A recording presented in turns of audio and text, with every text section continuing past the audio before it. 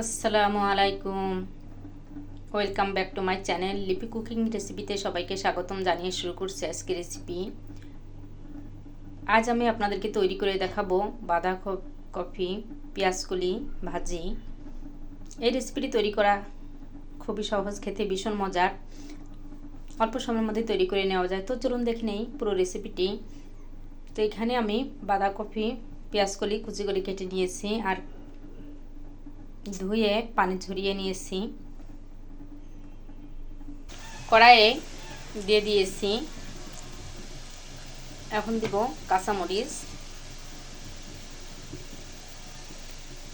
লবণ, হাফ চামচ লবণ, হাফ চামচ হলুদের গুঁড়া, তেজপাতা, সব কিছু দিয়ে এখন ঢেকে দিব, ঢেকে সিদ্ধ করে নিব।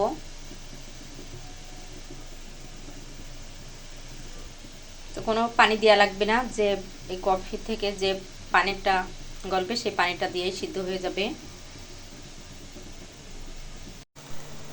বাঁধাকপিটা পেঁয়াজ করে সিদ্ধ করে নিয়েছি, সিদ্ধ হয়ে গেছে, আর নিচ দিয়ে কোনো পানি নেই। এখন বাগার দিয়ে নিব। বাঁধাকপিটা বাগার দেওয়ার জন্য প্যানে দিয়ে দেবো তেল।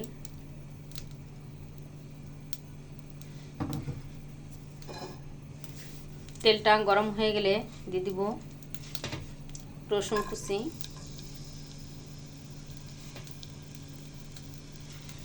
দেব পেঁয়াজ কুচি। তো পেঁয়াজ রসুনটা গোল্ডেন ব্রাউন কালার করে ভেজে নিব।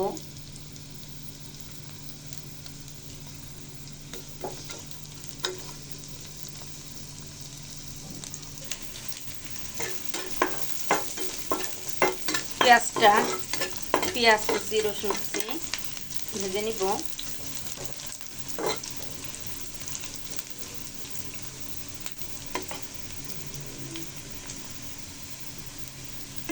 তো বেরেস্তার কালার করে ভেজে নিয়েছি, গোল্ডেন ব্রাউন কালার করে ভেজে নিতে হবে। ভাজা হয়ে গেছে, এখন আমি কফিটা দিয়ে দিব। এখন কফিটা দিয়ে দিব, দিয়ে নাড়াচাড়া দিয়ে নিব।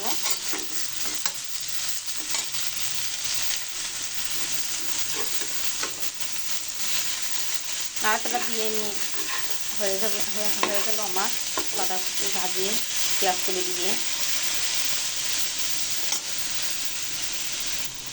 নাড়াচাড়া দিয়ে ভালো করে মিশিয়ে নিয়েছি। তো হয়ে গেল আমার পেঁয়াজকলি বাঁধাকপি ভাজি।